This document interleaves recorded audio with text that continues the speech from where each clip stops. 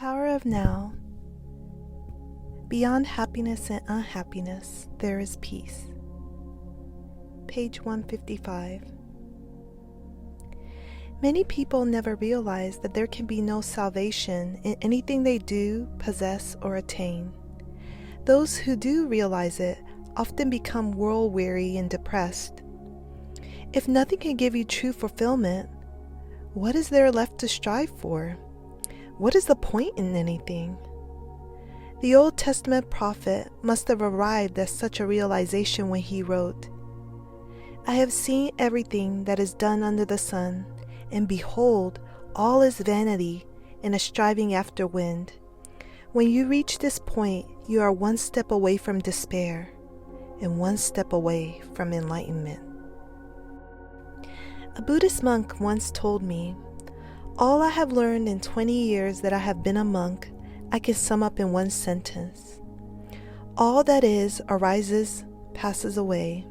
This I know." What he meant, of course, was this: I have learned to offer no resistance to what is. I have learned to allow the present moment to be, and to accept the impermanent nature of all things and conditions. Thus have I found peace. To offer no resistance to life is to be in a state of grace, ease, and lightness.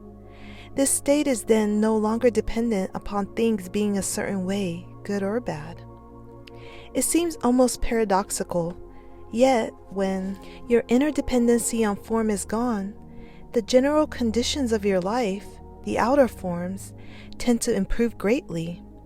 Things, people, or conditions that you thought you needed for your happiness now come to you with no struggle or effort on your part, and you are free to enjoy and appreciate them while they last. All those things, of course, will still pass away. Cycles will come and go, but with dependency gone, there is no fear of loss anymore. Life flows with ease. The happiness that is derived from some secondary source is never very deep. It is only a pale reflection of the joy of being, the vibrant peace that you find within you as you enter the state of non-resistance. Being takes you beyond the polar opposites of the mind and frees you from the dependency on form. Even if everything were to collapse and crumble all around you, you would still feel a deep inner core of peace.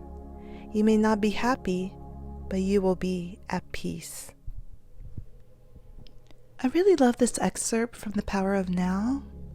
Often we do things or want things because we think it'll make us happy. However, since happiness is duality, there is always a polar opposite, which is unhappiness. When we seek happiness, we end up in a perpetual cycle of happiness and unhappiness. So as long as we only strive for happiness, we will also be unhappy. Eckhart Tolle reminds us that what we truly desire within the core of our being is peace.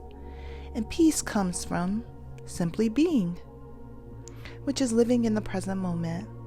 And that's what only truly exists. And that's the only thing that we have control over, this moment.